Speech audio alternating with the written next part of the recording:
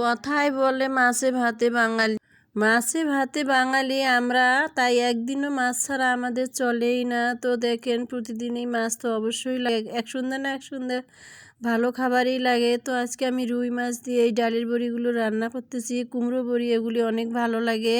তো আপনারা যারা যারা এই বড়িগুলো খান না একবার হলো খেয়ে দেখবেন, অনেক ভালো লাগে। তো আমার রান্নাটা একটু দেখুন। তো হ্যালো এভরিওয়ান, আসসালামু আলাইকুম। আশা করি আপনারা ভালো আছেন, আমিও আল্লাহর রহমতে ভালোই আছি। তো আমার রান্নাটা একটু দেখবেন, দেখে শিখে নেন কীভাবে কালার করতে হয় তরকারির, আর কীভাবে তরকারিটা রান্না করতে হয় দেখলে আপনারাও বুঝতে পারবেন যেভাবে রান্না করলে অনেক ভালো লাগে। তো দেখেন ডালের কুমড়োর বড়িগুলো আমি ভেজে তুলে নিলাম, আর মাছগুলো ভেজে তুলে নিলাম।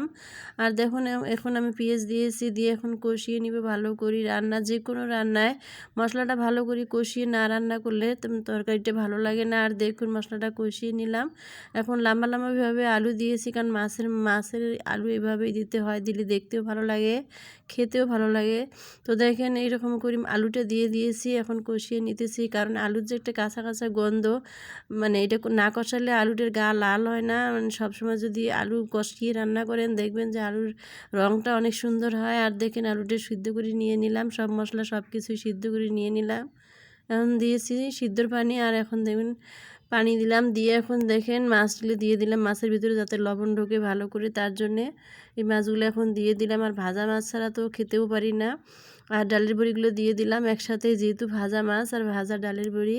তো টকবকে বলক উঠলে বড়িগুলো সিদ্ধ হয়ে যাবে আর ফুলে উঠবে, ভিতরে রস ঢুকে যাবে, খেতেও ভালো লাগবে। আর দেখুন এখন শেষে একটু ভাজা জিরার দিলাম, গুঁড়া দিলাম, যাতে ঘ্রাণটা ভালো থাকে। তো তরকারিটা এরকম মাখো মাখো ঝোল করলে অনেক ভালো লাগে। আর বড়িগুলো দেখুন একেবারে মানে ভিজে একেবারে রসগোল্লার মতো কত সুন্দর হয়েছে, আর এর ভিতরে রস ঢুকেছে, অনেক ভালো লাগে। তো রান্নাটা শেষ, এখন আমি মিষ্টি কুমড়া একটু ভাজি করব। তো আজকের মিষ্টি কুমড়া দেখেন কত সুন্দর, মানে একদম গাছ পাকা মিষ্টি কুমড়ার মতো, মানে অনেক মিষ্টি। এই মিষ্টি কুমড়াটা খেতে অনেক ভালো লাগবে। এই কুমড়া যেখানে এতটুকু এমনিতেই ভাজি করি, তো আমার পরিবারের সবাই পছন্দ করে, দেখেন কালারটা কত সুন্দর। তো এইরকম মিষ্টি কুমড়া আপনারা মানে দেখে শুনে কিনে নেবেন, দেখবেন খেতেও ভালো লাগবে।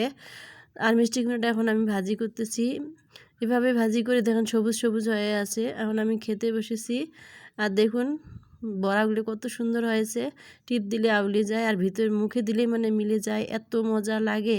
আপনারা যারা যারা এই বড়াগুলো খাননি, এটা হলো রাজশাহীর কুমড়ো বড়ি, মানে রাজশাহীতে পাওয়া যায়। তো রাজশাহীর এই কুমড়ো বড়িটা যে এত ভালো লাগে, না খেলে বুঝতে পারবেন না। আপনারা একবার হলেও খেয়ে দেখবেন, আমার মতো করে রান্না করে অনেক ভালো লাগে। তো ভিডিওটা আজকে যদি আপনাদের ভালো লেগে থাকে একটা লাইক কমেন্ট শেয়ার করবেন, ইউটিউব হলে একটা সাবস্ক্রাইব করে দিবেন। আজকের মতো বিদায় নিচ্ছে, আল্লাহ হাফেজ।